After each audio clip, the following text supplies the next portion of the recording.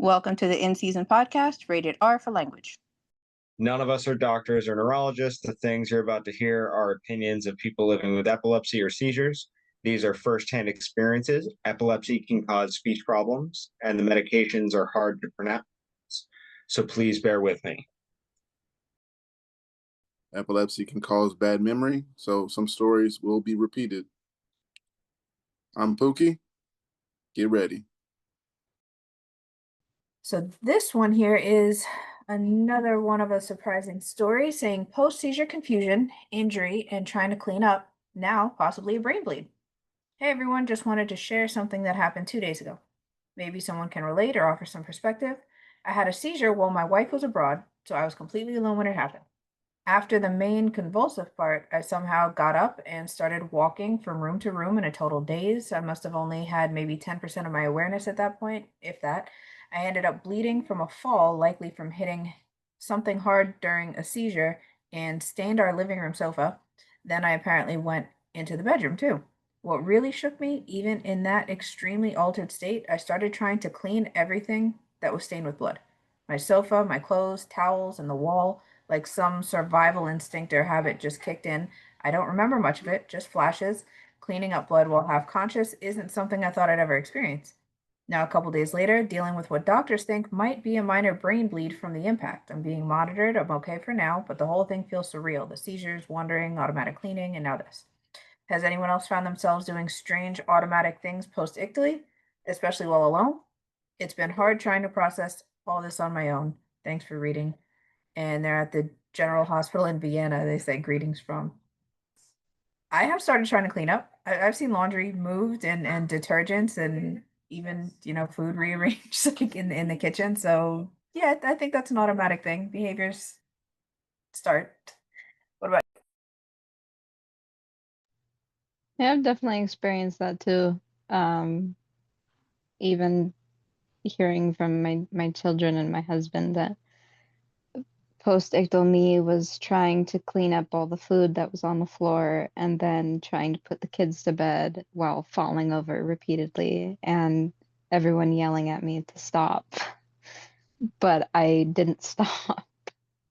So it definitely happens. Most of my seizures that I've been alone for. I mean, so I don't know if I've ever tried to clean, but I feel like if I did, that's a sure sign that I'm having a seizure because I normally don't uh choose the opportunity to clean.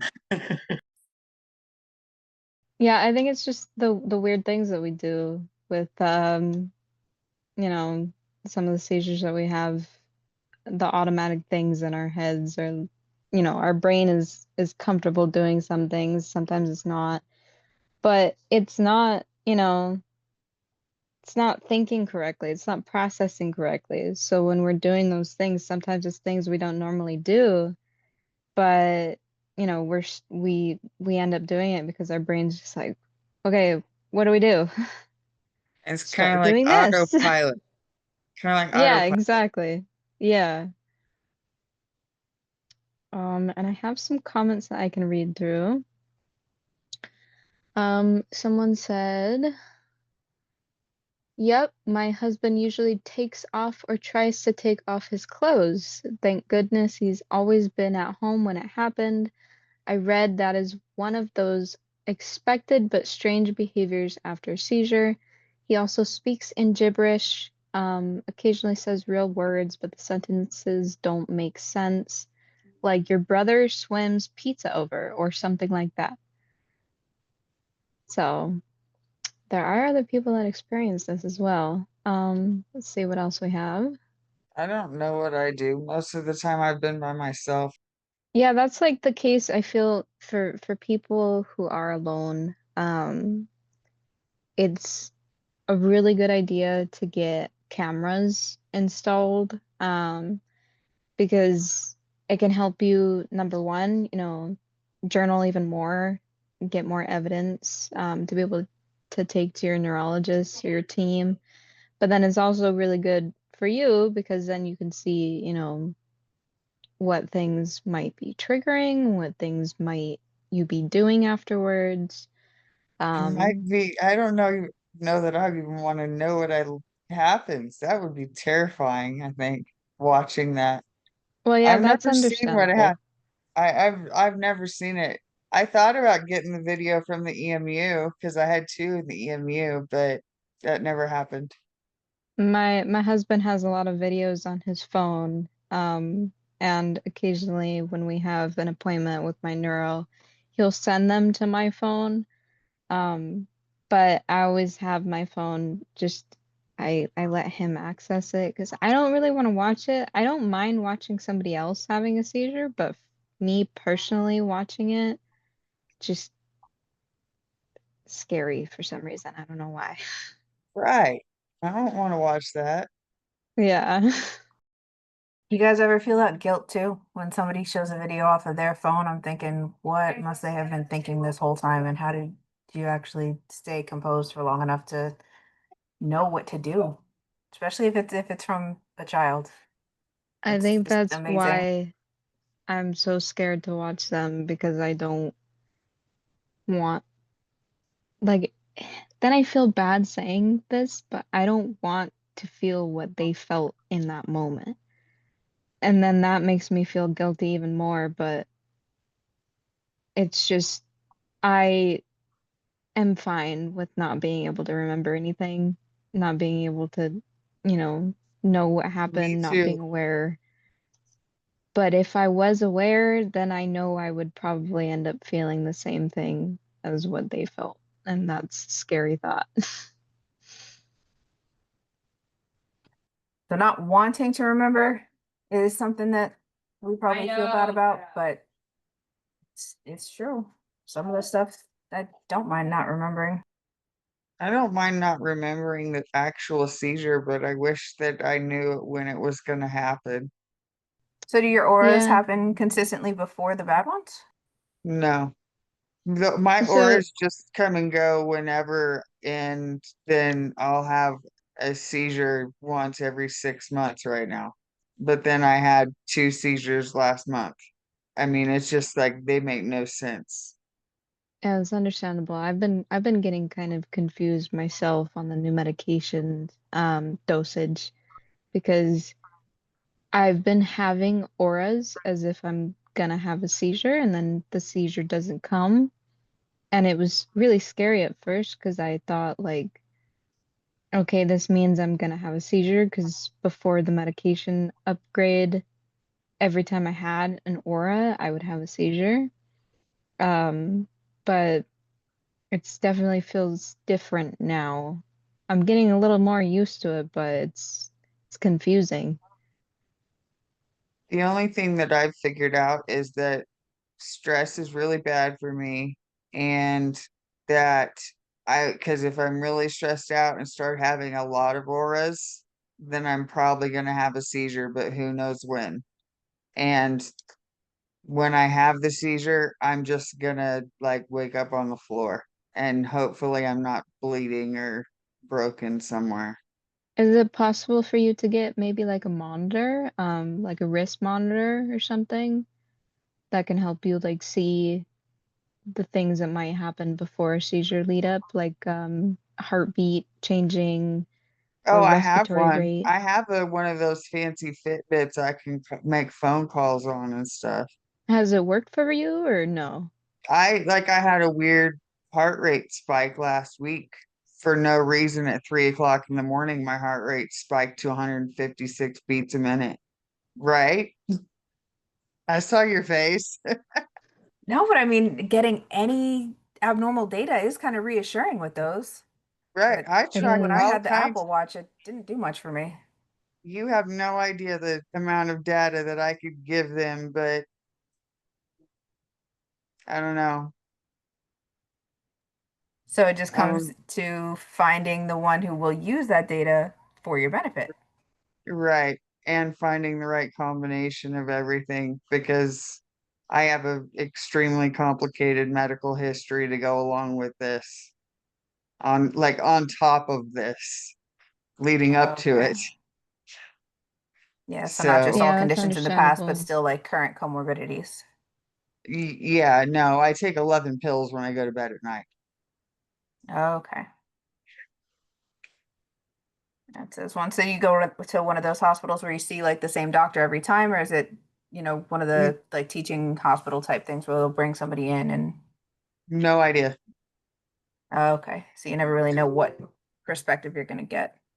Gotcha. I'm gonna tell them to proceed with the referral. So another one here. Actually, Jason, we haven't heard from you on this one. Oh yeah, I read through See, the do you remember comments. now? Now I forget. I put him to sleep. I'm here. No, I saw you sleeping. It's okay. Let's see. all right. Jason takes naps with us all the time. I outright fall asleep. Okay. So Jason, Pookie will confirm this. I'm like, yeah, I'm gone. I fall asleep with you guys. Cozy voices.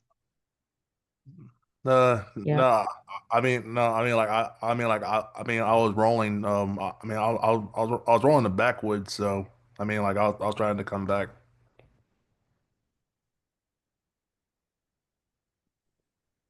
Okay, well, I lost the post anyway. So Yeah. let's move on to the next one here. Anyone ever had benzos not work? They had a focal seizure at 6, took half a tab of clonazepam. Then at 8 had another one, so took the other half. At 10 had another focal and went to bed terrified. An entire Klonopin and my brain doesn't care. How do rescue meds not work? Anyone else have this happen? Nasalam has never not worked, but I think when they had I had some kind of pill, maybe it was a Klonopin, that again just seemed to develop a tolerance. What about you, Jay? So, I take like at least like 7 pills, like some pills. I'll say like 3 in the morning and like 3 in the morning and 4 at night. You ever tried one of those rescue meds on a seizure or during a bad one and it didn't work? The hospital I went to in Tallahassee never gave me rescue meds at all. What about Sia? Any of your rescue meds never work? So at first I was on lorazepam, Ativan. They had me at a very small dosage because this was before I got officially diagnosed. So I think it was like maybe 1 milligram, which is really small. Um, and I had already taken it in the past for anxiety, panic attacks, which neurologists didn't think was actually accurate anymore. But they did stop working at first, like maybe for the first, maybe I want to say like 5 or 6 months, it worked. But at the dosage that it was at, I started having to take more than what they said I should use to stop. This was for auras, to stop the auras. So they took me off of it, and that's when they decided to change me to Nasalam with the new diagnosis. And the only time I have had it not work was during a status episode that was in, this was recent. It was when I called you, Kate, because I was at the hospital quite a few times and the Nasalam didn't seem to be working properly. I was having seizures the same day or the next day after taking Nasalam. So, we were kind of scared to start using it again because I ran out and then had to wait like a month to get more. But what we have noticed is that it does work to stop the seizure, but I am starting to have seizures within that 24-hour period after taking it. Even though it says that for 24 hours it's supposed to prevent a seizure from occurring. So it is starting to, I think, build a tolerance from what I've noticed. But I have had to use it a lot. So I'm glad that the medications are now putting in work. Oh, that sounds terrifying. So then Yeah. a status, it didn't even bring you all the way back. Yeah, it was pretty scary. My my family was worried I wasn't gonna come out of it because I was choking a lot and not breathing a lot, and they had to put me on oxygen and stuff. Oh. So that was almost coma. Yeah, That's almost. how I would I feel. I think if like I was in the city, they probably would have, but since I'm rural, they don't really have like the equipment for that. So I think they tried to avoid it as long as they could. Yeah. Hi, Kevin. And welcome to Kevin. Hello. Good to see everyone. Yeah, you too. How's it been? I'm good. I'm good. How you Hi, doing? Kevin. And the icebreaker for today is, if you weren't here, where would you be? Oh, I'd be if I weren't here. If I weren't right here, I'd probably be over there. Just like 5 feet over there. Or I mean, like because of seizures, like I'd be here anyway. Like I'm always like here. Um, if I uh, do you mean if I didn't have epilepsy or? Put whatever spin on it you want to. I love this answer. Okay. I'd be like, I think I've said, I'd just be on like a beach somewhere. Yeah. Money's not really an important thing to me. I'd be like at a bartender on like a Florida beach. You're in Florida, right? Yeah, it's really hot. Yeah. I don't care that much about it. I'd just be living off very little money and just doing some crappy job in Florida or something. Uh, Yeah, I'd be doing that. Living the beach bum life. Yeah, that sounds fun. Love it. Well, there's plenty of time for you. Always options. And can't wait to have updates from you over time. Now, the question we were talking about was, have any benzos or rescue meds not worked for you?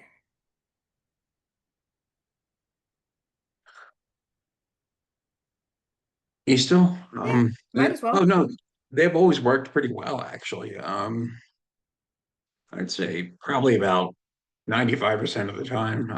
My rescue med was lorazepam, and that I would say pretty much always worked. Um, when the myoclonic clusters got really bad, that was how I knew I was going to go into tonic-clonic.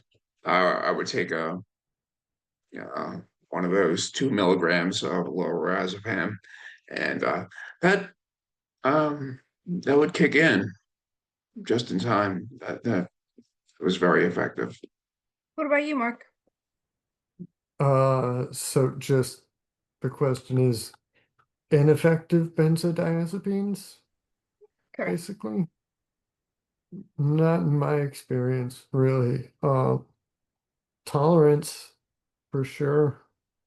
Um, but I've never reached a point where it was ineffective for uh what I was using it for. Um, but for most of my medical history, that was also just for panic attacks, clonazepam for panic or anxiety disorder. Uh, it was not recognized that what I was experiencing and reporting were uh, seizure activity. Um, so But even in that sense, the clonazepam stops anxiety. It's very effective in that regard. Um, so even though there was absolutely no reason for me to be panicking all of those times, um, the clonazepam pretty reliably stopped that panic. Uh, so. Well, it was probably just because the chemicals in it just slow your brain down. But that's probably all clonazepam does, just slows your brain down. So it would make sense that it would work for both anxiety and epilepsy. If the Yeah. fast acting, relaxer. Well, an extremely long half-life, one of the longest half-lives of most benzodiazepines. So it's kind of a stark contrast to like Xanax. I think those two are both the most widely prescribed, or at the very least, I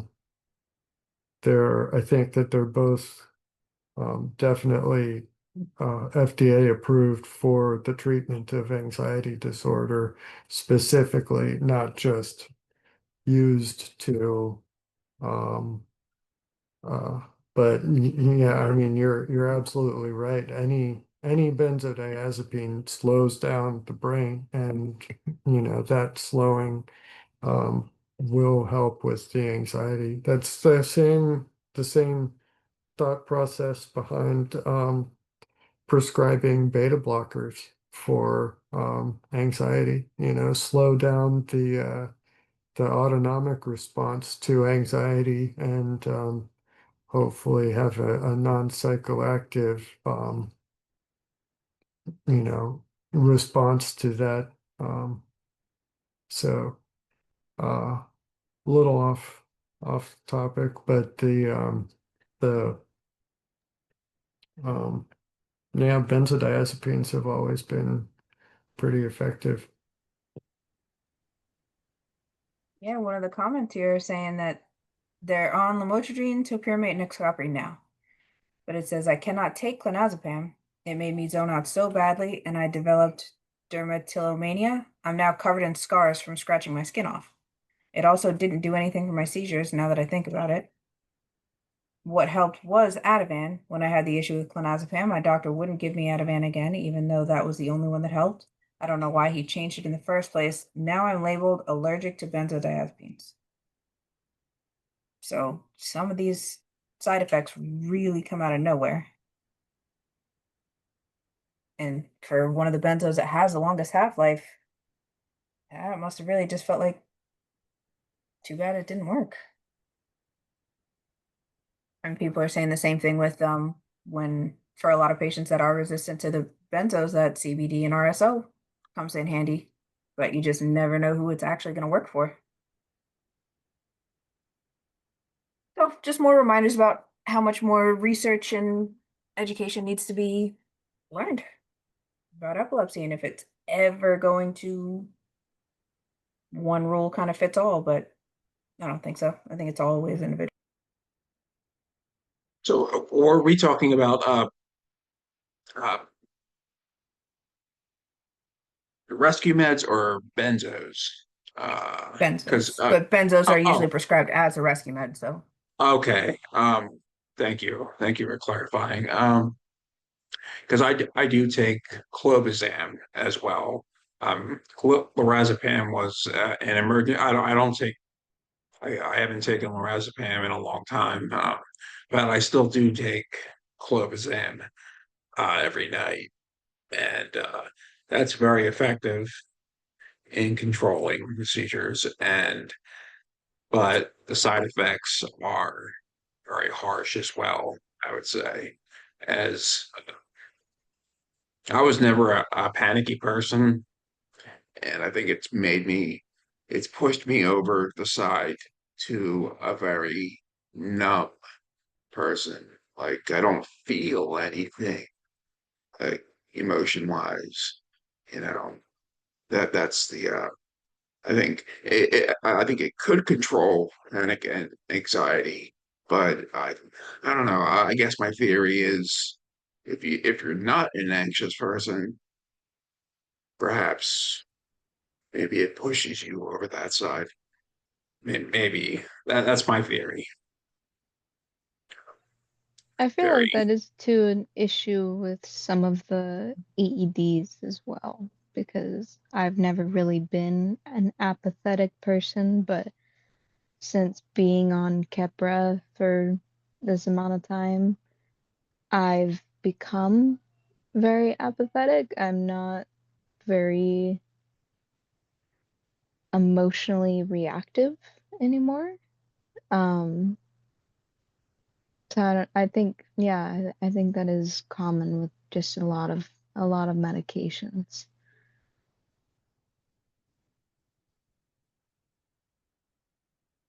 And I will say too, because I feel like I could be wrong, but I feel like I remember talking to Toaster about this.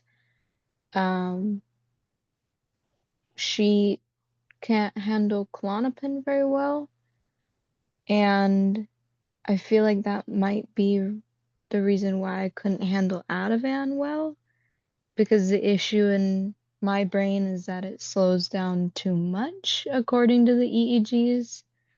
Um, but they've never explained to me properly what that means. They just said it was like a neurodegenerative thing. So I don't really know what that means in regards to the medications, but um, I do kind of get like this weird boosted feeling after waking up from a nasal nap. So that lines up with what one of our own commented on this post, saying definitely sounds like a drug tolerance. Have you ever considered ketamine? I don't know how often you use your rescue meds, but the less you use it, the better it works for the rescue. And she raised her hand. What's up, Yeah. man? Hey, I'm here. Um, man, a lot of work. Sorry guys, but yeah, I had the same thing. I responded to that post. Um, I didn't know what was happening when I was taking like the Klonopin and even um not nasal but there was a nasal Valium. I think it's I don't remember. It might be Versed. I don't know. But anyway, I wasn't tolerating some benzo as well, and we just figured it out about that rebound. I was getting rebound, a half-life rebound. So, we figured it out. Um, some of us, yeah. It isn't so much that, yeah, some of us build a tolerance because, I think I may have overused my rescue meds every now and then, but I'm too afraid to take a chance. So, but yeah, I think it can be either tolerance or, just learning about that rebound effect. And it's kind of interesting. Valtico, I think that's what it was. Who said that? Yes. I think you're right, Mark. Thanks. But yeah, that was the nasal spray that they had for me. But I didn't have rescue meds for so long. It's that was ridiculous.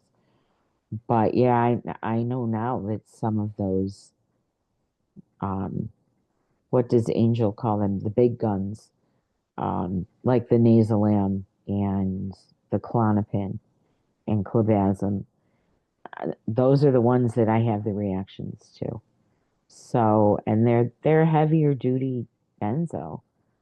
So, I mean, of course, some of us are just gonna get the benzo boomerang, and yeah. Sorry, my brain is a little split. I just got all the work done for. Yeah, I was just talking to anesthesia PA, and both of our minds were blown. So she didn't know that there was a spectrum of epileptic seizures. And I want to cry, you guys. And she's like, I have to call you back. And I'm like, wait, she said, no, I'm not, I know that what you're saying is true, but I have to look at your EEG. And she answered so many questions about, the anesthesia event. She said you didn't have a seizure during the surgery, you were delayed emergence. That's all. And you may have had a few focals. We don't worry about those. I'm like, oh, so you got that. That's the answer to that question. And then she calls me back and she's like, this is so fascinating because as an anesthesiologist, I think we need to know these things so we can recognize what's going on.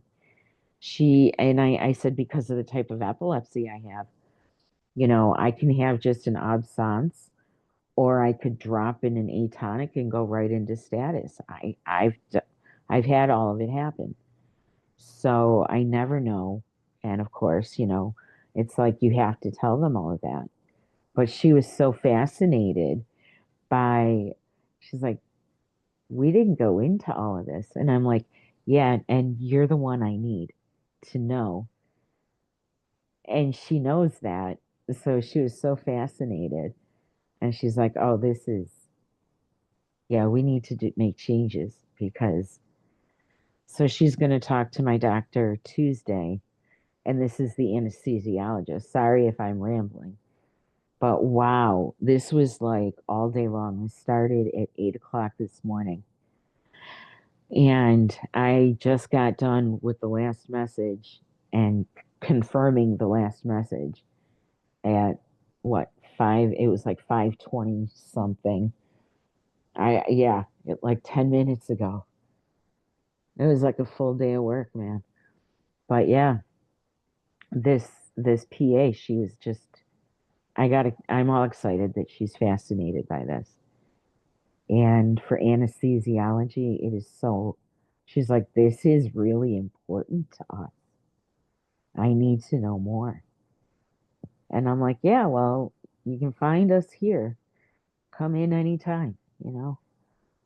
But I'm so excited. I'm shaking. I'm like adrenaline high, right? Okay, so you do feel comfortable that this PA is not gonna, is gonna study enough over the weekend and be able to intervene if somebody else is not aware of the spectrum and all the effects, consequences of not doing it right. You want to laugh? When I saw the surgeon in, I think it was June, um, and he felt the tendon separate, and he's like, I am really sorry, but I just ruined your weekend because it was a Friday. And I, I got to say that to the PA literally regarding that, Kate.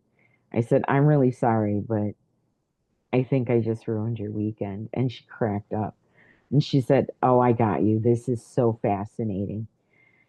And she's going to be talking to, the epilepsy center doctor and all of that stuff. And she didn't know the difference between a neurologist and an epileptologist. Yeah, because that is relatively new. It really is. Epilepsy was not a specialty until the last decade. So we're just seeing those doctors emerging now. But anyway, I have somebody fascinated and looks like all is a go. And there's no hint at rescheduling again. No, not so far. Okay. Not so far. Okay. And if anything happens, because they're going to work out dosing, um, a dosing spreadsheet for my daughter or for me, because I'm far too capable for my own good, um, so that I don't overlap pain management with a seizure rescue.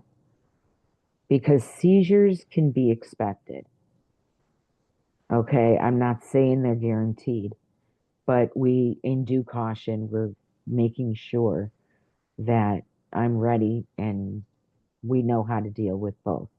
Because when you mix benzos and opioids, you can overdose. So I already have the Narcan because I had to do that when I had my toenail surgery because I had benzos and they wouldn't give me the opioid until I agreed to take the Narcan.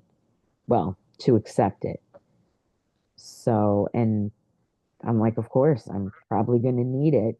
I hope I don't need it, but that could happen, after my surgery. So we're doing everything we can to cover all the bases and literally just finished that. But wow, I'm just blown So away. somebody else learned something really important from Anne today. And he's putting in work. Yeah, I was just so, I'm like, wow, you know what? And I told her, I said, this is not your fault.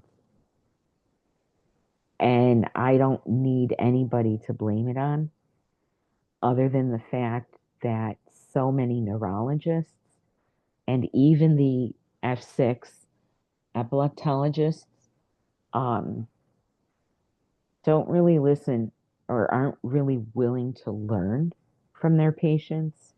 It's sort of a bubble of arrogance or something that prevents them from, yeah. And then there's the other ones that are like sponges. And I just found a whole handful of them.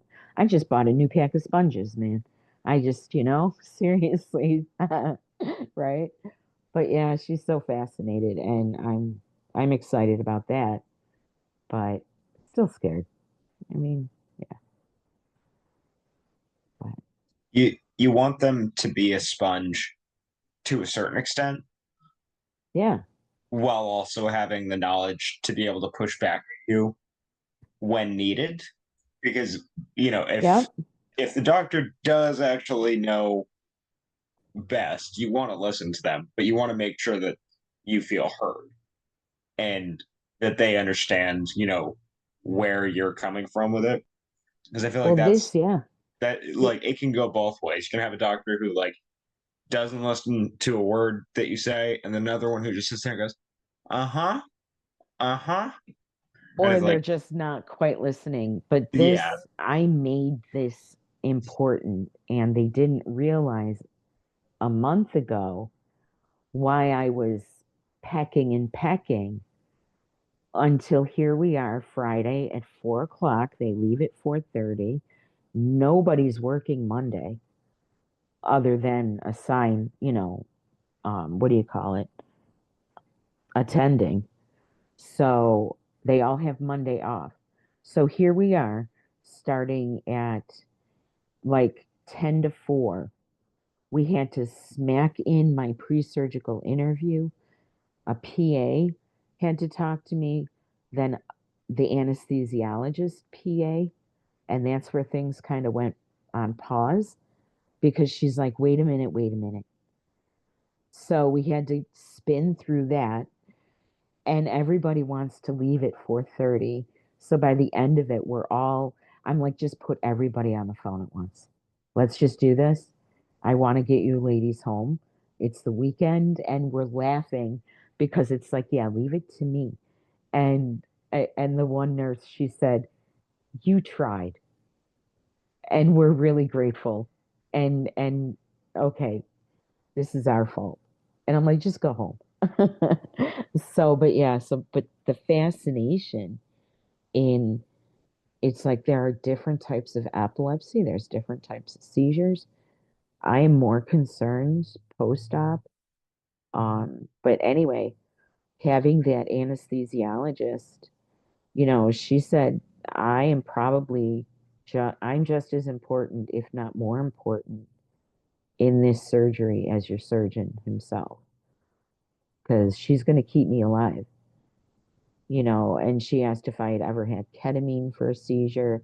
And I'm like, oh, yeah.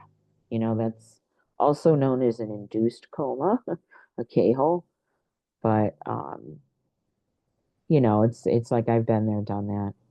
So, it's like just so I know what I didn't have a bad reaction to it other than the typical hangover, whatever you call that. So if she has to, she said, I'll just give you ketamine. And we talked that much about, but she made me feel much more confident, especially with the anesthesia. But wow. Yeah, we're getting out there. It's like we want more people aware, especially you guys. So there's got to be a way. I'll figure it out while I'm recovering. I'll figure it out. Your energy always goes to the right place. And welcome back, Fuki. Yeah, I found this place online. They said it was a good place to come if you need support. They got a cool team over there at Epilepsy Universe, I heard. So I just need a little help. Been down a little bit lately. I got epilepsy. No, it's interesting. We actually are here to help. This is true. Yeah. Whoever you heard this from, How'd you hear about us? whoever you heard it from, they know what they're talking about. I think I seen a video on YouTube. I hope we don't get There was this over. one guy named Brandon. He said, try this B12. So I started B12 and it worked. So I had to come tell him, And how you guys doing today? A little late. How's everybody doing? Oh, Doing all I'm- right today. Not My too bad. mouth is feeling better now than it did earlier. Please explain. He tried, Doing Chili. okay. You saw my message. You said you were going to go back and watch it tomorrow. Oh, okay. I just had to get that clear because, yeah. Oh Can't yeah, throw stuff out there like that without. that pepper was so hot. That pepper was so hot. How would it compare to the one that you did before last year? Didn't you say you did a scorpion? Yeah. It was about the same, I think, in heat level, but the flavor was very different. The chocolate scorpion was like it was all sweet, no tang, you know.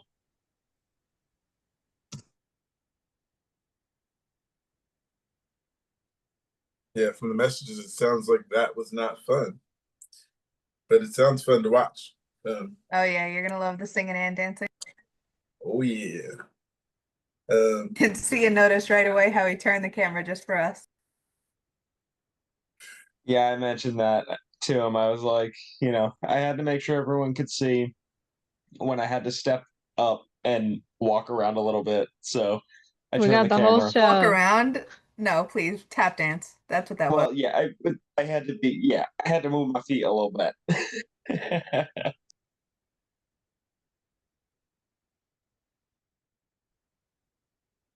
All right, we got Melancholy back? Yeah. Okay, probably not yet. Yes, I'm here. I'm having trouble with my computer though, a little bit. So I may be in and out with my audio a bit. No worries. No problem, we're here. Nice to meet you. Nice to see you. Good. I didn't get an icebreaker. I heard they do this over there. What happened? Oh yeah. The icebreaker today is if you weren't here, what would you be doing? You know something? I made up that icebreaker. If I was not here, I'd be finishing this burrito that's sitting on this desk that I paid $12 for and couldn't finish. Would your memory be bad? Yeah. No, see memory is horrible. What you do with the leftovers of that burrito is you add it to like a breakfast in the morning with add it into an egg, a scrambled egg, situation or something. You know what I mean? Or there's a Chihuahua over here. He's mad hungry. He loves fresh cooked food, which isn't actually good for him. But yeah, so I'm here now. It says diagnosed with seizure disorder. All right, guys, this has been quite a wild and wacky year for me. So back in March, I had a pretty rough seizure. Then another couple months ago, where I bit the fuck out of my tongue. Then just this past Monday, I had another one where I bit the fuck out again and worse. It still hasn't healed, and oh man, is it hard to eat. So I originally just to let it heal on its own and suffer. But yesterday morning, I spiked a fever. I know I wasn't sick. So it has to be related to the tongue. I was super afraid of infection, so I went to the ER to get it resolved. After about 7 hours there, an EEG and a CT scan, I'm told I have a seizure disorder and I'm now not allowed to drive for 6 months. Granted, it's not like my license is suspended, but they mention if I get pulled over for any reason, it's illegal for me to be driving due to my seizures on Monday. Not only the fact that they found an abnormality in my brain during the CT scan, and now I've got to get MRI. Anyways, my tongue still hurts really bad. How do you guys get over these severe tongue bites to take to heal? And also, how legally enforceable is it to drive while having epilepsy? Do not drive. It's about the same as choosing to drive while drunk. You are going Yeah. to harm either yourself or other people around you, and it's It is extremely dangerous. definitely illegal too. The license being revoked in that 6 month period, that is as legally enforceable as not having the license, isn't it? I I mean, would think it was comparable to driving impaired, like a I was DUI, just about which to say it's like a DUIE, driving under the influence of epilepsy. right. You can get arrested, like, and be charged with like attempted murder, like, because you know Right. you're not supposed to be driving. I think I forgot to tell you that. Yeah. You can You go vehicular to prison. knowingly, You can go to yeah, you prison. knowingly, you could be charged for that. or manslaughter, I think. There Right? we go. Yeah. Yeah. Someone dies while you're committing the crime, unintentional. Actually, Probably yeah, vehicular manslaughter. there we go. Yeah. Perfect. It's always good to have people smarter than me around. I don't know First if I'd comment say says, that. We're like orange cats, man. We pass the brain cell around, okay? The first comment says, sorry to hear about your diagnosis. I have frontal lobe tonic-clonic seizure disorder since 2008. It can be a wacky ride for sure. I'm not sure what country you're in, but in mine, it's automatically suspended for 6 months. Then your neurologist. After that, you'll get a letter in the mail saying the license has been reinstated. I never got that letter. Another comment says, totally legal on the driving and license suspension. I've had epilepsy since birth and I developed a seizure disorder at the age of 15. No, at the age of 5. I have partial complex seizures coming from the frontal lobe with total loss of consciousness. Always remember to take your medication. And while your license is suspended, it's best to find a better way to get around the suspension. Is now on your record, and if you're caught driving or something happens, it to lead to no longer suspension time or fines. It can be worst case scenario, court, revocation, or you go to prison and never see a license again, which is worse.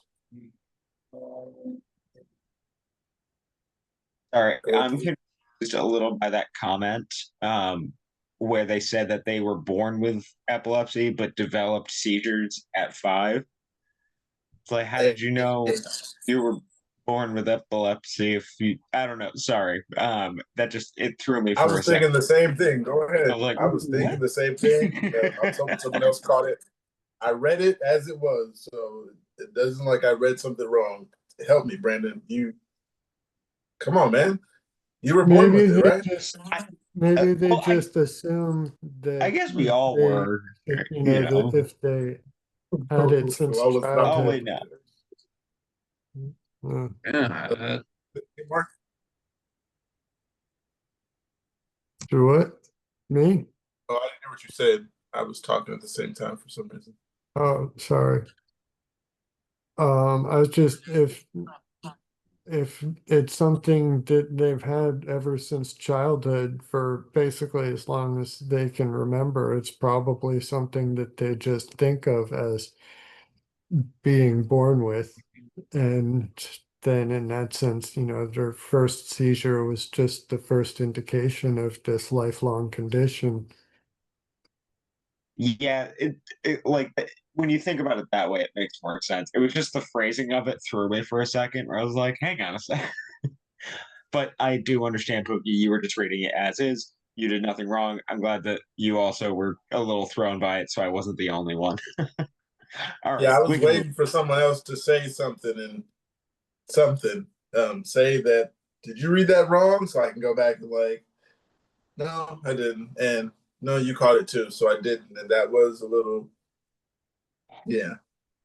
I guess eventually they had a seizure and was like, I was diagnosed. But yeah, on to the next one. Mm. Has anyone tried keto to control your seizures? That was all there I is. have. I'm also interested in that. Like, I can't. I mean, well, I know like vegan keto is so hard, so I wouldn't really be able to do it. Um, but I think people I think have it's heard. harder than it actually is. Well, But that's as true. vegan, with the meat, Well, it's like all Vegan's meat and hard. veggies. well, yeah. It's like for me, I'm only relying on the things that keto cuts out, so it's kind of impossible. Yeah.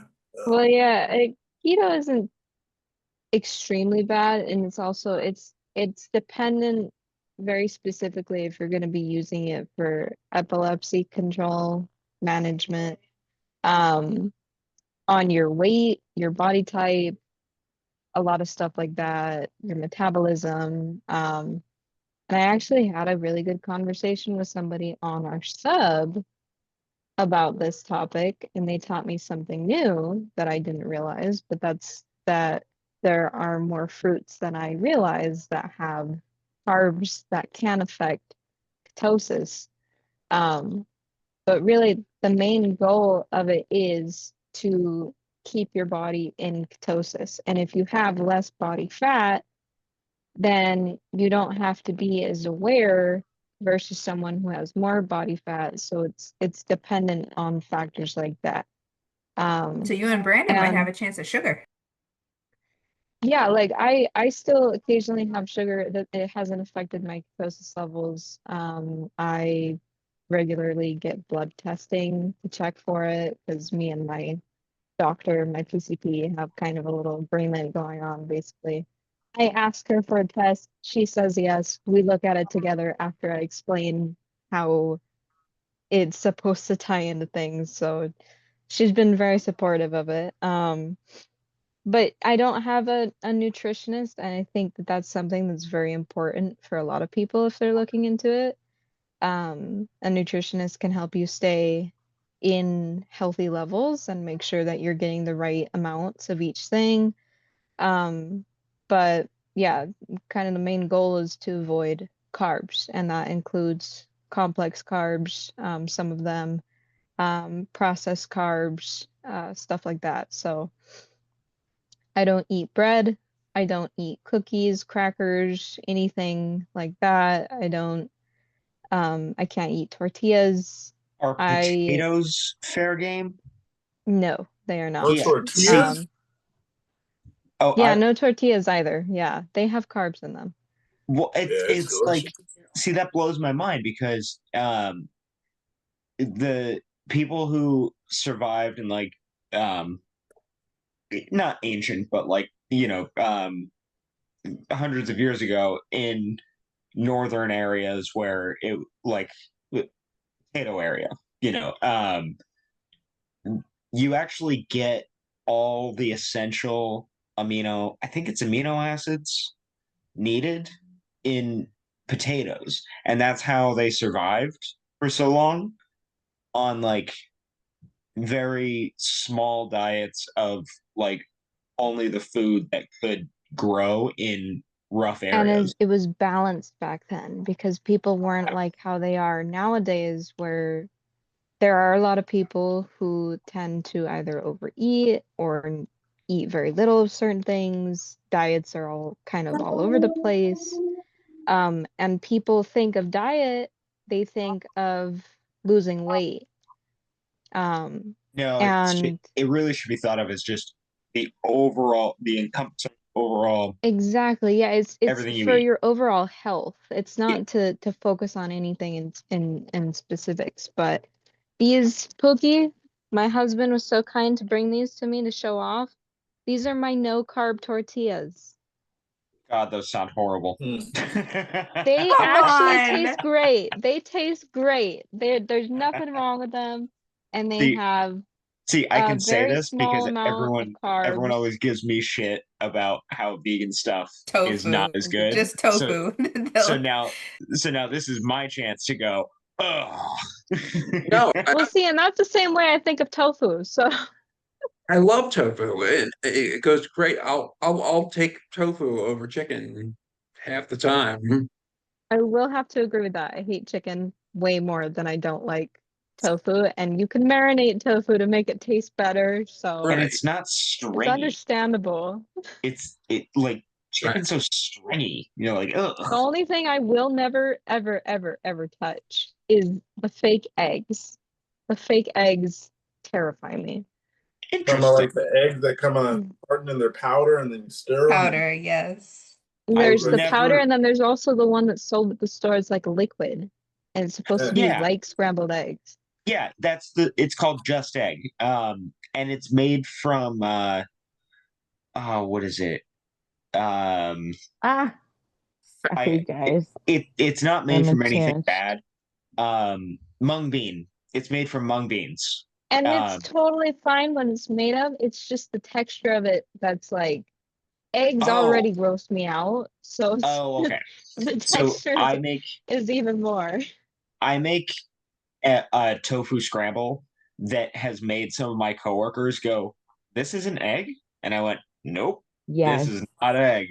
Um, but like even though the salt. You I have make to have it the salt.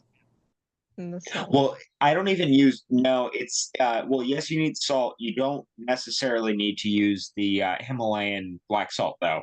Um, Himalayan it, actually has less iodine than I I have think it heard has none, But it's for the um which sulfur is flavor. it's We yeah. yeah, tried, yeah. I It's use just a pinch, but yeah, it's so good. It I get really is away with good. just the So, turmeric, regular salt, Yeah. black pepper, garlic and onion. Um, Turmeric is so good. Oh my gosh. I yeah, add and ginger and curry to it. oh yeah, Yes. Yeah. that's a good one too. But like, even though I make it so well that I've tricked people who like egg, since my girlfriend doesn't like eggs, it's a no go. I'm like, damn it, it's something I It's the do so texture. It's the well. texture thing. And Yeah, it's like I won't that's ever hate on exactly what it is anybody for her. eating it. My Yeah, dad tried it. He likes it, but like it's just texture. Exactly. yeah. But yeah, the keto, I follow something, it's called ketogenic. And I think it is slightly different. I can't remember off the top of my head exactly why it's different, but it's more of a relaxed version of the keto diet. Um, which the keto diet is absolutely no carbs, but for some people, depending on your body type, you do have to have some carbs still. Wait, So for hang me on. personally, I So, have 10 so grams max a day. you're on the Cheeto diet. No, okay, it's the ketogenic. No, but really, it's the health part of it because for the people who do the keto, the strict, super crazy one, where it's absolutely zero carbs, it's all about gaining lean mass and losing every ounce of body fat that you have. But for us, with epilepsy, you have to be so well balanced in your body, especially for people who have food intolerances and food issues, with like triggers and stuff like that. It is important to still have a healthy balance. So carbs can be good for you, but in very small amounts. So I have it set to 10 grams per day. And I'm actually going to be lowering it down since I've been doing well on the 10. I'm going to be lowering it down to 5. So it can be helpful, but it's not helpful for everybody. That's why most of the studies that they have done on it, it's only for children because adults have a harder time, number one, sticking to a diet, and number two, our bodies require more energy. So that means that calorie intake is essential to keeping up your body, avoiding fatigue and stuff like Does anybody know if it's better to drink cold water or hot water, or is there a difference? Cannot drink hot water. Wait. I mean, I mean, think of it as like in it tea. will impact your body temperature. So, like if you are hypothermic, you don't want to be drinking a big glass of ice water. You want a, tea or hot coffee or whatever, a hot beverage, because that heat will then transfer to your core body. So Also, it also think about going too far in either direction.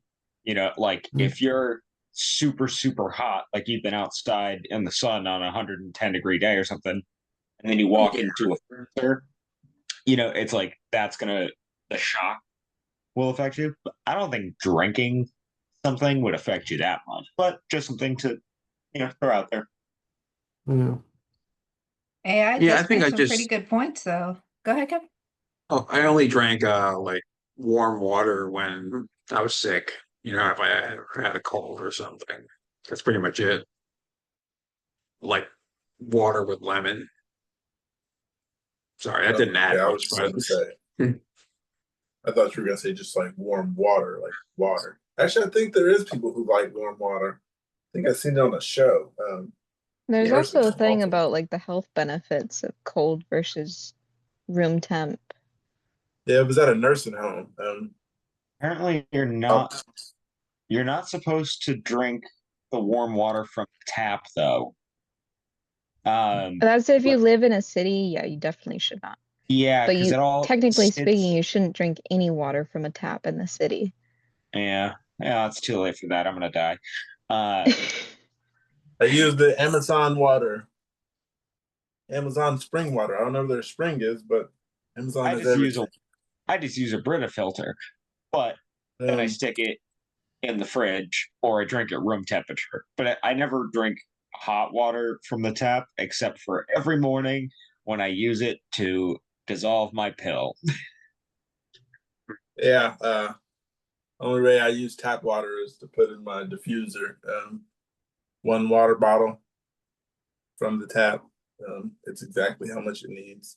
Um, Another thing I did not pay attention to, but I will talk to Kevin afterwards because Kevin, you tried the keto and Angel tried the Mediterranean, but I didn't read the last of that question, you guys, and I'm so sorry about that. It says, has anyone tried keto to control their seizures?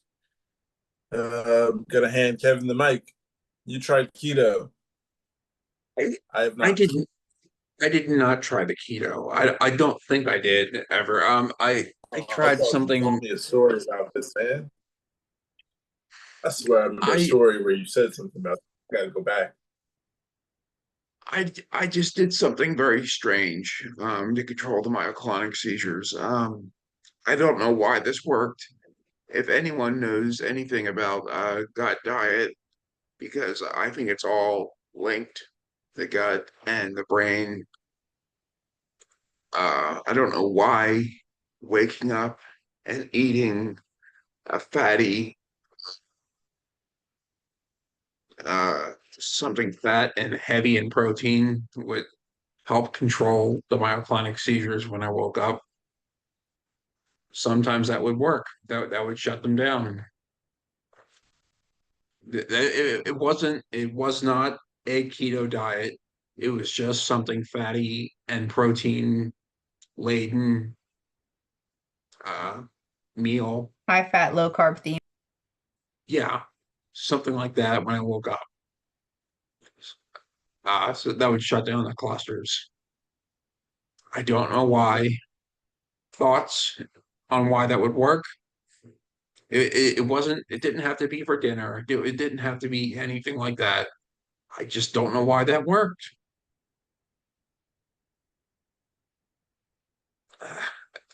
I mean, it could be like the general consensus of why the low carb works in the studies, and it doesn't have to be for like every meal.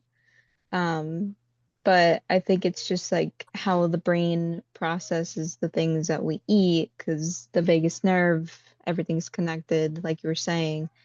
I think that it runs better on something that it can use for longer periods of time than something that is filled with stuff that won't last very long. Glucose processes very quickly.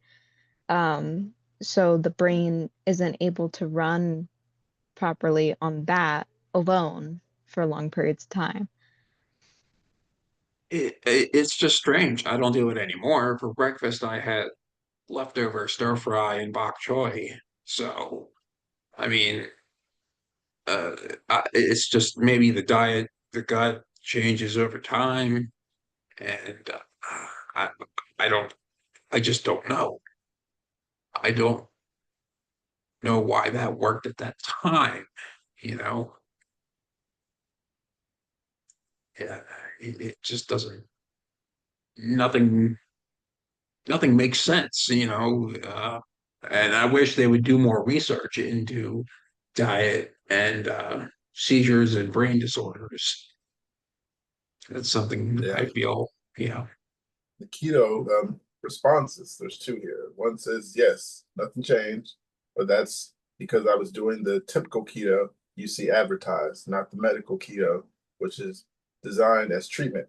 Look up what a typical day of eating is on medical keto. It's just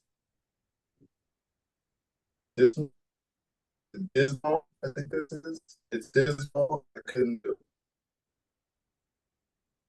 And there's one that says, yes, I've seen a significant reduction in the frequency of my seizures and certainty, a faster recovery rate. My understanding is that the reduced inflammation is essentially preemptive. It makes the cascading effect less likely. I don't know nothing about keto, but does Keppra make antisocial? Since starting Keppra like 2 years ago, I've noticed that my social energy is not like it used to be. For quite some time, I was taking 750 milligrams tablets and at 9 a.m. every day and was sleeping more than my newborn niece. After complaining to neurologists about it, my dosage was rescheduled to taking a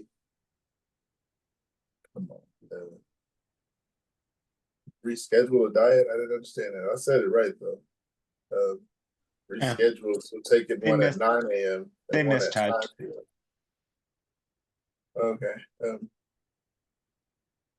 Taking one at 9 a.m. and 9 p.m. This has improved my energy levels and engage in normal activities. Being able to take care of myself, do some house chores, and engage in light to moderate exercise. However, I have noticed that my social energy and ability to engage in conversation has embarrassingly plummeted. I dread saying hi to people or making small talk because I can't concentrate, can't think of questions, or simply lack of interest in almost everything. I am just socially drained easily. It makes meeting new people really difficult. And it used to not be like this. I was an outgoing person in the past before Keppra and was always excited to talk. Does anyone else experience this with Keppra? None of you guys seem very antisocial. I was actually just talking about this earlier. Apathy from Kepra, which I think ties in well with being unsocial. Like, I think with how long I've spent time with you guys, I've become a lot more social.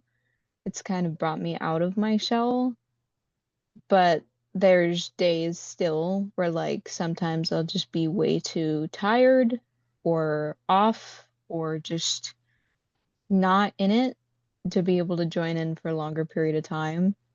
And I mean it's not just me who's noticed it. My husband was the one who brought it up to me that he's noticed that I'm very different on the Kebra. So um I used to be a very outgoing person, talking to like everyone around me, had a lot of friends and stuff, but I don't anymore. I have you guys, but in my in-person life, I don't have any friends that I go hang out with. I just stay at home with my kids and my husband, and I am happy with that. I found that, I mean, I had no choice but to continue to be social. So it kind of kept me going in that regard. Um, and I'm really good at being social. Um, and I do like it. It is just my personality. I mean, my girlfriend will tell anybody, like, every time we walk down the street, you will talk to everybody. But it's always like sort of small conversations with people that I don't really have any connection to. So it sort of allows me to get my social like side out without having to form any real connection. Um and yeah, like I'm with Sia on the like, before, if it did feel like I was going out all the time, I with my friends and hanging out, and I always kind of thought it was just me getting older and being like, ugh, I hate going out. Um, which when you're not even 30, you shouldn't be saying that, but I've always had like the old man attitude. Um, but I do want to be social. It's just hard to be social sometimes because of that. I I refer to it as like your social energy level. You can just sort of exhaust all of it, and then you're like, I can't. Just leave me alone. Let me sit on the couch with my laptop and my online friends where I can just walk away if I want to. The example that comes to mind is like walking the dog. Everybody will stop and find any reason to small talk just so they can end up petting the dog. And it's like sometimes, you tolerate it, sit through it, and you enjoy a conversation, whatever. And then other times, the first thing that comes to mind is, sorry, have we met? Do I know you? It's just like when you give that response, that's when I realize I'm just not in the mood today. Yeah, that happens. I forget people. You just have those days where it's like, I can't do it today. I I have no more social energy left. My meter has run dry, and it's nothing against you. It's just that I need to recover, like mentally, for social. There's about 3 people I like to be around, and they're mostly busy. Yeah, there's about 3 people I like being around, and they don't live close, so it's not their fault. One of those is my mother, so yeah, it's not her fault. Comments to this Kepra and antisocial. One comment says, Kepra made me angry and depressed. A lot of people call it Kepra rage. I choose to stay away from people, so I don't rage. Another one says, nope, it made me angry, but I'm talking now. Makes me tired and a little depressed sometimes. I don't even know why I'm writing this. Kepper filled me with rage, and I'm unhappy not to be on that anymore. I was still having seizures, but on it with a high dose and now I'm saying, fuck Kepper. I lost the love of my life to Kepra because of how I behaved. Anybody have a relationship ruined by epilepsy before? I had a friend who was very sweet and caring towards me and understood that I had epilepsy since before we even started dating. We've been dating for a few months now. However, I recently had a seizure that scraped my face badly. It didn't stop me from saying no to coming over. Maybe a bad move on my part. She helped me repatch myself up before getting into a show we were watching. She stopped wanting to go out about a week after we started dating. She sent me a message saying she wants to just be friends and she isn't ready for a serious relationship due to trauma related issues. I know she had bad experience with someone else in her past, and her trauma is the reason for her wanting to not date anymore. I scared her away with my injuries, and now any semblance of romantic relationship together has been shattered due to her fear of one day losing me to a seat. Maybe I'm reading too far into it, or I'm just paranoid, but I feel like I'm in this alone. If she wanted to stop due to relationship trauma, she would have done that a long time ago, or simply said no when I asked if she wanted to date. And it's not after a seizure with the face scraped aftermath like this. I really want to believe her when she says it's not you, it's me. But I'm almost certain that isn't the case. How am I supposed to feel? I think that a lot of that was overly assuming things that you don't necessarily know about. And if she simply put that it's relationship trauma, women are not nearly as simple as some men are, and they do not just right off the bat decide, I don't want to be in a relationship right now. Sometimes it takes time, and that can come up eventually later on where they just think, maybe I need to work on myself or do something else right now. So I think in this situation, it's not so easy to just assume that it's because of him having a seizure, because if that was the case, doesn't sound like she gave him that impression other than him just simply overthinking that that's the most likely possibility. I was thinking that a little bit too. Sounds like this is what he thought, and this is how he felt about what happened. Yeah. I will go to a few of these comments. One says, I was engaged when I was diagnosed with my husband. He is my rock. So if anything, it just made our bond unbreakable. What has changed for me are friendships. I can't connect with most people because they worry about trivial shit and I don't have the patience for it. I looked at death in the face when I was 28. Life has changed and has hardened me, and I see things very black and white. Most people aren't like that. It's tough sometimes. Gotta let people go.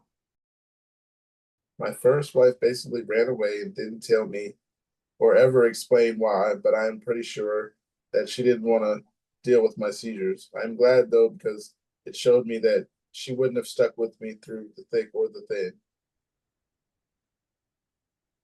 You guys ever lost a relationship? For those in a relationship where you felt like the relationship was lost because of epilepsy? I mean, I've almost lost my relationship a couple of times. We've gotten close to the point of, being like, maybe this is not a good idea to continue, but it was during a time where there was like so much going on that I think that it was more so just purely confusion on both of our ends. I wanted to be gone from the world. I didn't want to be here anymore. We had kids, and he didn't want our kids to have to go through that. So, um, there was a lot more to it than just epilepsy, but I will say I have lost all of my relationships with my family outside of my mom and sister that I live nearby. Because similar to that first comment, what that person said about trivial shit, all I ever hear them complain about is trivial shit.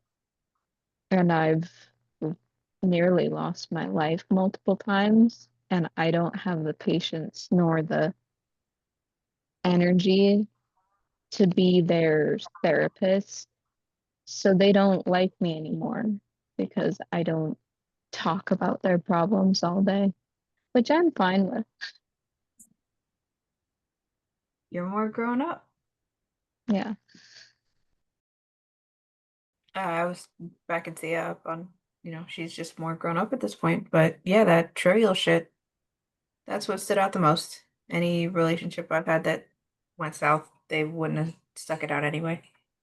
And I wouldn't blame it on the epilepsy. I think the epilepsy probably strengthened my relationship with all of my Nice. medical issues and stuff, but he was there, just everything that I went through, him being there for me, it strengthened our relationship. That's the It best was, answer. yeah, it was crazy, but Another one of these comments.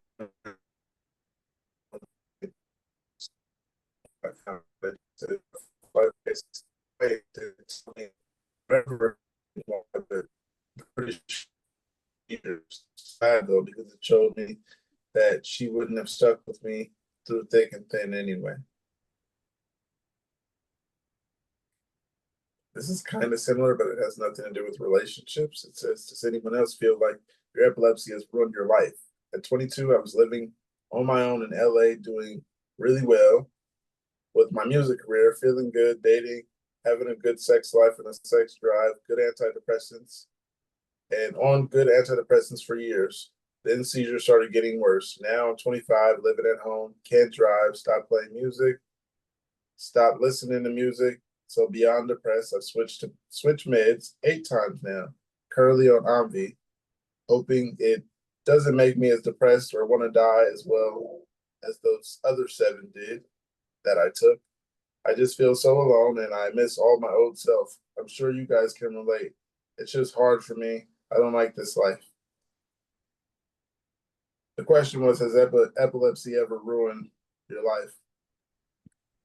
Or have If you you think felt your like life was all about the plans, then yes, epilepsy definitely changed all plans that I ever imagined following. But you learn to adapt. Well, you're 25 and still alive. It's kind of the way I see it too. It's You just, could be worse. I mean, yeah.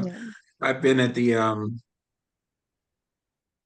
neurologist and I've seen people worse than me. I've always said, I've always felt sorry for myself for a very long time. And I know this is maybe the a bad way to look at it, but there's people in the world who are worse off than me. So that is that a bad way to look at it? same. I don't necessarily think so. I think it's a good way to look at it because, I mean, or at least that's just my perspective on it too, is I I think it's better to look at the fact that we have the things that we have that are good rather than to focus only on the bad, because that's more positive outlook on things. But at the same time, I don't want to minimize their pain. I know there's bad things out there. I just don't want to. I know they're suffering, and I don't want to minimize what they're going through. It's almost like at the same time I'm saying, suck it up, and you know, Well, okay. it does, yeah, it doesn't sound like to me like you're saying suck it up. It sounds like to me you're saying like you've developed this way of processing it through your journey, and we all develop our own different ways of processing it. not everyone's outlook on things are going to be positive, and that's totally fine. But for some of us, that it's just how we better function, with what we're going through.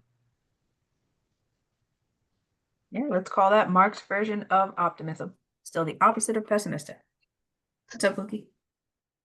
I was just thinking about what Kevin said earlier. Like, you feel bad for, well, for me, sometimes I feel bad for complaining about certain stuff because I know so many people have it worse than me. And I tell myself that time, don't complain because it could be worse.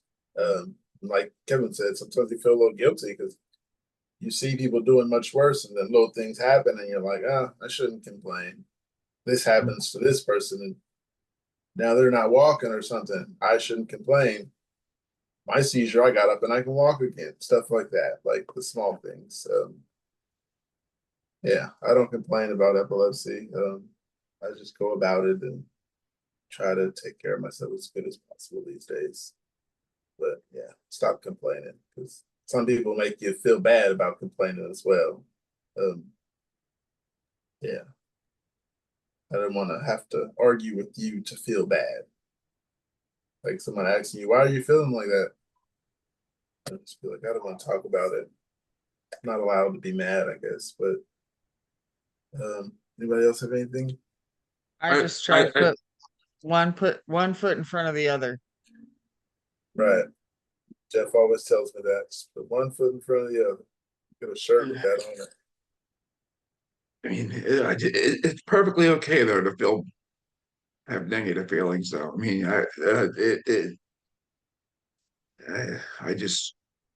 it's perfectly cool though. It's okay to have those feelings. They're perfectly natural, and you know, we all have them sometimes. We all feel down. It's part of the journey, right? Right. Very much so. I can say to the question though, epilepsy has not ruined my life. Yeah, it showed me that I should be doing things better. Because for a long time I was not taking care of my health. I was just living life. Like, yeah, I got epilepsy. It's all right. It's not going to go away. So why stop doing this? Eventually, it got to a point where now I'm like, okay, I need to be alive. I got kids depending on me. And yeah, mother's still here. But yeah, I think I wouldn't say made me stronger, but it kind of made me pay more attention to how good life could be if I tried to change. But yeah, here's a few of these comments. One says, I was a prospectus and dissertation away from a PhD. Now I can't remember words. I know the meanings, but not the words. It's like aphasia, but it's Kepra. So yes, my life has been ruined. It's ruined a lot of aspects of my life. Currently have my driver's license suspended for the fourth time, which is really impacting my every area of my life negatively. I have no real freedom, and it's making job life 140% more stressful. I can't sleep ever again because I have to take my meds at 8:30 and had to cut out caffeine. So I'm a zombie all the time now and can't even get a little boost. I'm constantly on edge and anxious, thinking about what if I had a seizure right now? Is this a focal? The biggest thing for me is the overall thought. The overall thought is eating. Not eating is a trigger for me. But I have a lot of digestive issues and I've generally never had a big appetite. I'm force feeding myself half the time. I was diagnosed at 12 and say for me, it has helped define me, not ruin me. It's a good way to put it. I was diagnosed at 16 and it's helped define me. The not eating is huge. I noticed that my seizures were way worse when I wasn't eating as much. But I've mentioned this before. It's like I think your brain uses 20% of the calories that you're supposed to consume in a day. So when it's 2,000, Yeah, that's like your brain needs 200 calories a day along with your body. Uh, I do want to say what they described as not being aphasia is aphasia. Knowing the meanings and not the word is aphasia. I hope that they know that. That's all. You're helping somebody understand that they did something wrong. But Not wrong. wrong, just uninformed, and that's okay. We all learn stuff every time that we're on the stream. So yeah, just for anybody who may not know that, if you know the meaning and you're trying to describe the word, that is aphasia. That's the definition of aphasia. They just said Kepra. Kepra's the reason. Kepra a good reason? Well, Still their don't know aphasia, their aphasia comes from, their epilepsy and Kepra. So. Okay. I got this one because Brandon and Kate and we were talking about this a few days ago. It says, can I seriously not give blood? So my social teacher runs the school blood drive. Majority of us will be 17 by the time of the field trip, so we can. Just need our parents to sign the form. I was really interested in giving blood, and the only blood draws I've had when I'm in the hospital are having my A1C done, A1C tested. I was trying to figure it out if I'm okay, but what I could do to find out. I can't give blood because by the time my field trip is, I only have 3 months seizure free. It says I need 6. Something about it being a seizure risk. I'm kind of pissed because I was really interested in doing it. That probably sounds weird. Makes me despise my brain for deciding to pull Pokemon moves at the wrong time. Sorry, I guess I should have put that I'm in Canada, so I'm not sure if it's different from where you are. They're probably not supposed to donate blood for 6 months before they can don't, you know what I mean? After they have a seizure. I thought when that's- it comes to blood draw, it's just what makes you dizzy. Well, yeah. So melancholy. That is what this person said. Was like they needed 6 months. Without Yeah. a seizure. Yeah. And then with the dizzy aspect, if we're losing blood and it's making us dizzy, there is a risk that it could lead to us having a seizure. When I first heard it the other day, I was like, huh. Or yesterday, I was like, huh. Is it because they don't want our blood? Is there something wrong with that?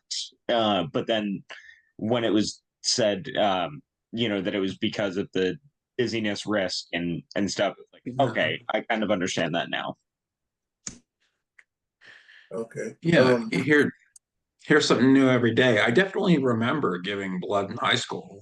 I mean, but I guess this is a new rule for today. I mean, but yeah, I've never heard that. But Did you disclose the fact that you had epilepsy when you donated? everyone knew I had Oh, okay. epilepsy. No. But did somebody still tell the phlebotomist? Yeah.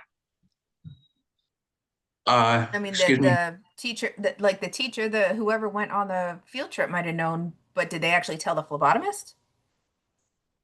No, this was done in in the gym. Just everyone. Oh, okay. Okay. I mean, but everything Yeah. changes. This was exactly. Yeah, I was just about to say it must have just been like not. Yeah, this is times 20 are years different. ago. So, But yeah, it's like they may not have thought about the risk to you giving blood at that time. Oh yeah, they didn't give a crap. No. Yeah, exactly. Like it was more, I think, them not caring about the risk to you, where now they're more, if this Yeah, person has a everyone. seizure, maybe that might have been on us. So Yeah, everyone's lawsuit crazy nowadays. So, But it's good that they're looking out for people. I mean, yeah, I'll add that.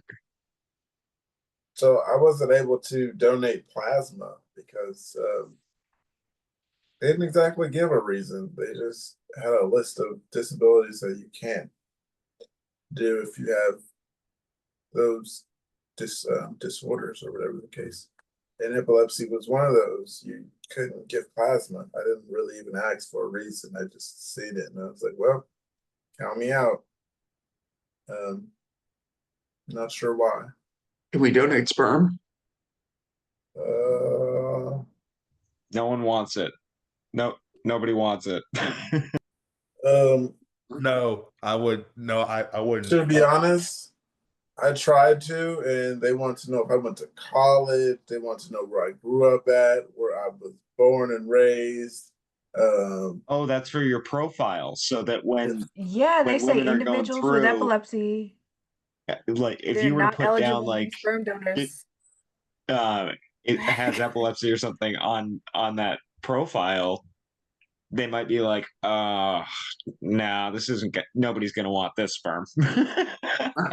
They say to minimize health risks for potential offspring, they want to know about your chronic illnesses, mental health conditions, a history of hereditary diseases, and that's where the epilepsy exclude, or, one of the categories that epilepsy excludes you from, but on top of your family medical and personal medical history. Holy shit, they're they're really strict. Yeah, I would imagine. Yeah, there was a lot. They wanted you to graduate from college and stuff, and that they want you to not live in certain areas because Oh, Detroit has bad water. You may have drinking water from there or something like that, or this city, you might be around Also, toxic. they don't want those scum people who didn't go to college getting money for. Oh, Yes. Wait. Like, there's a bill. Wait. Like, I think there was like a YouTube name. Honestly, somehow, like, well, like a website that you could actually donate sperm, and like, and I almost did it. I tried. They were giving like $1,500 a month. You have to go once a week. I think that's a different kind of website that makes you donate sperm. I looked at it, and yeah, it's a Well, it looks like they're not as strict on women, donating the eggs, but it's age there. They don't want anything from a woman older than 31. They want you like 21, between 21 and 31. And you have medical and psychological screenings, but they don't have necessarily disqualifying conditions if you can get a physician's letter approving donation. But yeah, they're pretty strict on women too. The medicine definitely has something to do with it. say that again. The medicine can definitely have something to do with it in women because it changes the hormones, the levels of hormones, and that makes a difference on the eggs and fertility. Go through a couple of these comments. One says, when I turned 18, the only thing I wanted to do was donate blood because I don't drink alcohol or drive. So my only big achievement would have been to donate. Well, my hydrocephalus and epilepsy said, fuck you. I am still bitter about it many years later. I'm in Australia and you can donate blood if you're regulated under medication and seizure for over a year. My mom has donated blood for the last 15 years. It decreases the amount of meds in your bloodstream, unfortunately. I still got to have some cookies. One says, unfortunately not. It's not about the seizures, it's because of the medication. No, that can't be true. Hmm. That doesn't sound right. I'm not saying I don't believe you. It's just I'm just reading it as it was, man. I So you know. can have your opinion. A smaller amount of blood in the body with the same amount of medication being absorbed by the stomach means a higher concentration of the medication in the bloodstream. Yeah, you're back So 100%. That seizure didn't knock you down at all. Your brain is working just fine. Yeah. Just like also just like to make sure like if like you're taking antipsychotic meds, just like like be careful of what antipsychotic medication you're taking because like just like I had a friend because like I went to a job interview and like before I got my security D and G license in here in Florida. So this I'm so this I think honestly like you have to be like I mean like yeah be careful with antipsychotic medication you're taking. I need to read what I'm saying is because like I'm because like I'm taking a medication for Geodon so and it's like 20 milligrams. I'm trying to taper it off. So, well, I just hope everyone got it, like if it's related. Um, I just forgot what you said. I'm sorry, Jason. I lost it. No, you good. I No, you I good. got the gist that we all feel better with less medicine. That's what I remember from that last thing you were saying that it does put levels of that medication in your blood, but I mean no matter what epileptic medication I've been on, I know I feel better with less of it. Mhm. I don't. I I've been take trying to less pills. I do I've been not trying to feel only better. one pill a day, uh, as much as I can. Um, because yeah, like I feel better with less medication. But then I'll get a day where I'm like, oh, okay, yep, I do need that second pill, and I'll make sure I take that. Um, but it's just because the drugs are like leaving my system. Um, but when you take the two, it's like, okay, now I'm like supercharged for 3 days, and I can take one per day or something. Yeah, just because because like I've been trying to taper it off like since May. Just like the last time I've taken well, the last time I've taken was like 14 pills, but and and because and I've been like the tapered so like slowly, but then like I had a seizure in Pompano, so I was still in Pompano at the time. So I mean like unless if you go to a PHP and a sober living, like I think that's like where like my bad. I'm sorry, I lost it. Did you say 13 pills a day? Yeah, like it was in the beginning of of like this year. I mean like uh, I mean like I was taking um like like 3 pills twice a day. I thought I heard you say you take 13 pills a day, so it threw me off, way off. Please take your medication as prescribed or whatever works for you. We're not doctors.